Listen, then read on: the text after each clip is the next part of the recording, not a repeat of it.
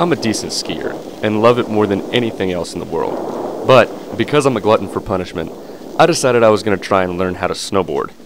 And do it in less than an hour.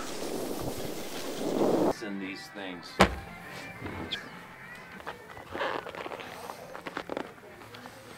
We're going to start.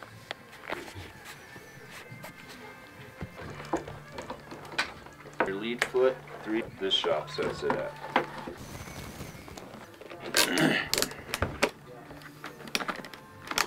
Guess I better write it. All I need now is name, address, phone number, and Mr. Logan, you are set up.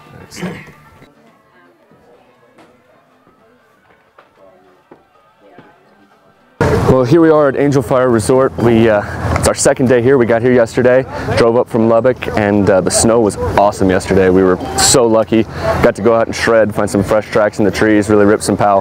Today, got a snowboard lesson. I'm really super stoked about this because I get to try something that I've never tried before. So this ought to be interesting. I told my wife she needed to do that, but she uses a broom. I tell you what.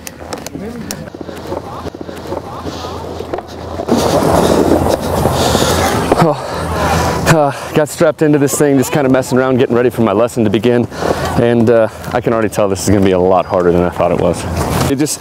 It seems like it's not like anything else that I've done on a board, and it's certainly nothing like skiing, but this just kind of feels like I'm stuck going laterally and gonna eat it at any moment. Luckily, Angel Fire set me up with Top Gun snowboard instructor Maverick Carvalho. You have your left foot set up as your lead foot. Did you choose that, or did the rental shop choose that? Yeah, that's the way I surf and skateboard. Okay, so. great. That's good. You have a little precedent set, so you know what's up. We're gonna buckle and adjust that foot. Okay. Perfecto. Awesome. Okay, and before we stand up, realize that if you put any weight on the board, it's gonna start sliding. Okay. You know when you're ready to shoot a free throw? Yeah. You got nice bent knees, your back is straight. Let's kind of get in that stance. We want to bend our knees. We don't want to stick our butt out. Keep it over the board. We want to keep our spine in line. Okay.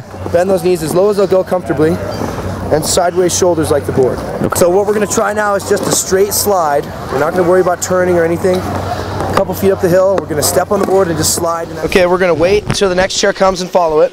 Okay. And go. Right next to me. We always want to turn towards the center bar. Perfect. Perfecto. So, what's the difference between? I mean, obviously I can tell the difference, but between other board sports like riding a longboard, skateboard, or let's take wakeboard for example. It's a good one. On a wakeboard, you're leaning all the way back, right? All your weight's on your back foot. That's the biggest problem to teaching wakeboarders. You got to put more weight on your lead foot, right? You've ever been wakeboarding? Yeah. Yeah. So that's one big difference, aside from the fact that you're being pulled. On a skateboard, you don't have the lateral movement. The trucks and the wheels will usually stay, you know, forward and backwards. You can definitely slide, right? Yeah. But you got to put a lot of effort into that. So for skateboarders, this definitely kind of surprises them that the board will go sideways at its leisure, unless you take steps to correct that. Yeah.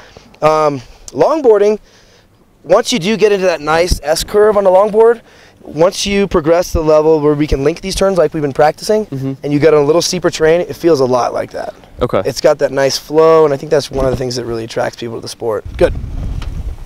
Excellent. Look at this guy. Good. Stand up a little taller. But that looks fine. Keep going a couple more feet. Awesome. Grab a seat. Perfect. So the reason we practice this is that's what it's going to feel like when you turn the board sideways and you're slowing down. Let's try to get all the way to the fence. Turn your shoulders downhill, stay on those toes. Perfect, nothing wrong with that. And look at us, good. When you start getting a little forward momentum, you'll feel a little more balanced. Okay. So let yourself get a little bit of speed, not too much. We don't want to take a whipper. Stay on those heels, stay on your, okay, you kind of switched your toes, didn't you? Good, put some weight on your lead foot, turn your shoulder downhill, look where you want to go, good. Good. I like how you're controlling your speed, that's great. All this rolling around, it's going to wear you out.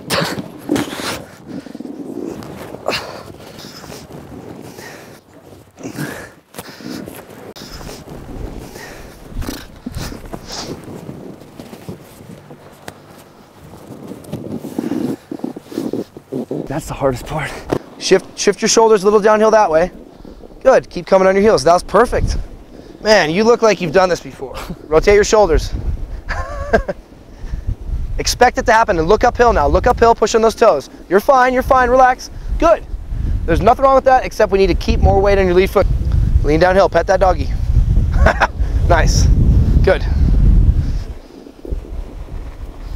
Okay, let's really lean downhill on this one. Lean downhill more. Now toes, stay on that lead foot. Look uphill. Excellent, that was much better. Did you feel more in control? I thought so. Oh.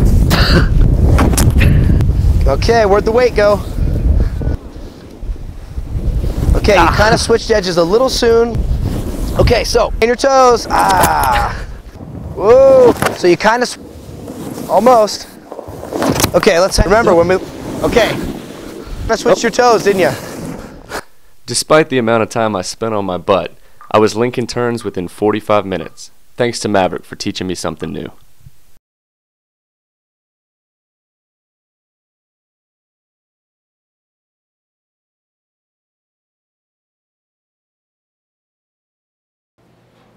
They're gonna have green chili on them too.